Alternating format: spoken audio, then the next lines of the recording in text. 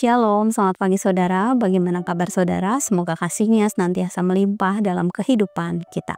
Saudara, pagi hari ini kita akan kembali merenungkan firman Tuhan, dan kali ini akan diambil di dalam Keluaran 5 ayat 19-21 dengan judul Identitas Sejati dalam Kristus.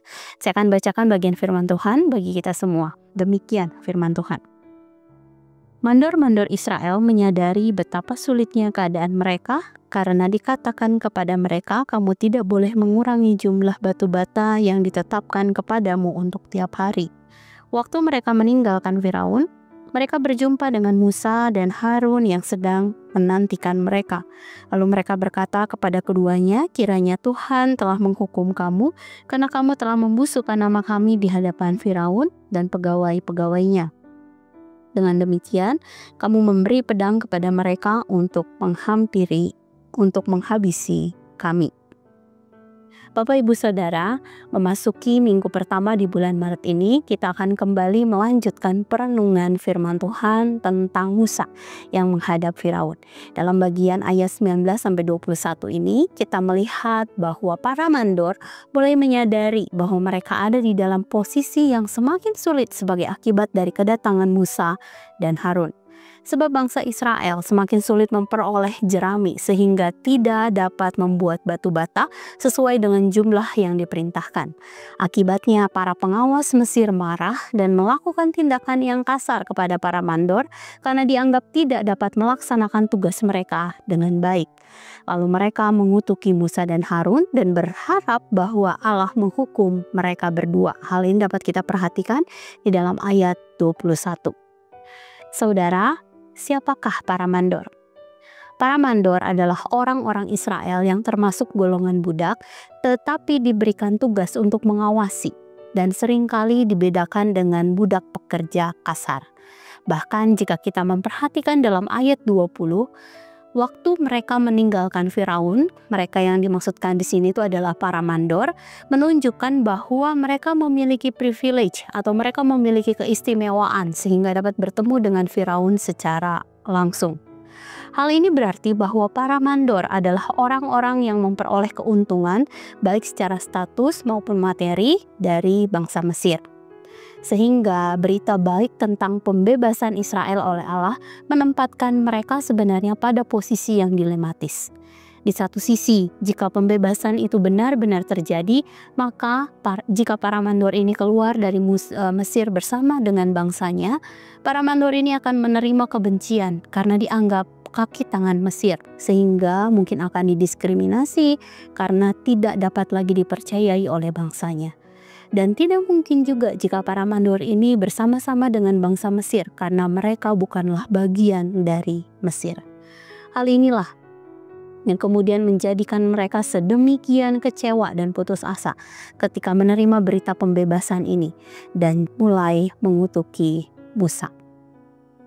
Saudara, posisi dilematis para mandor ini sama dengan orang Kristen saat ini yang masih terus bergumul dengan identitasnya sebagai umat Allah.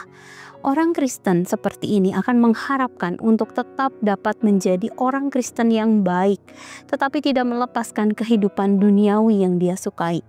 Mereka sebenarnya mengetahui bahwa status mereka adalah kewarganegaraan surga, yaitu sebagai anak-anak Allah. Sehingga kehidupan mereka seharusnya mencerminkan Kristus yang hidup di dalam diri mereka.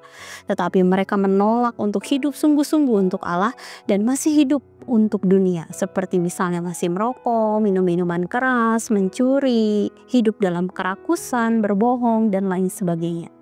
Dengan demikian, mari melalui perenungan hari ini, kita kembali merefleksikan diri kita di hadapan Allah. Status kita dalam dunia ini adalah umatnya. Identitas kita yang sejati adalah umatnya. Dan karena itu seluruh kehidupan kita seharusnya mencerminkan Kristus yang hidup di dalam kita. Saudara, mari sejenak kita merenungkan firman yang baru saja kita dengar. Saudara, sudahkah kita menghidupi identitas sejati kita sebagai umat Allah? Jika belum, mari berdoa dan meminta Roh Kudus untuk menolong kita menghidupi identitas kita sebagai umat Allah, dan jadilah berkat dimanapun kita berada.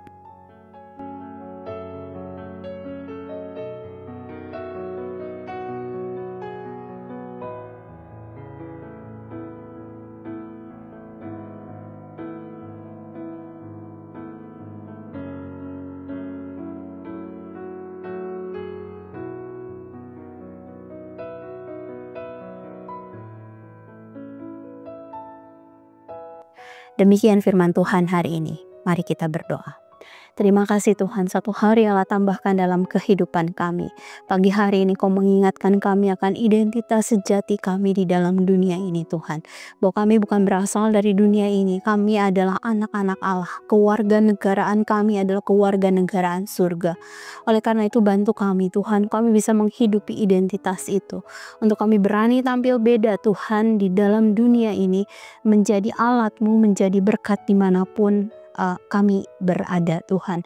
Mari kami serahkan Tuhan kehidupan kami seluruhnya dalam tangan kasih-Mu. Kami percaya Engkau juga yang akan menolong kami di dalam segala sesuatu yang akan kami kerjakan di sepanjang hari ini. Terima kasih. Dalam nama-Mu Tuhan Yesus kami berdoa, kami mengucap syukur. Haleluya. Amin. Selamat pagi saudara, selamat beraktivitas. Tuhan Yesus memberkati.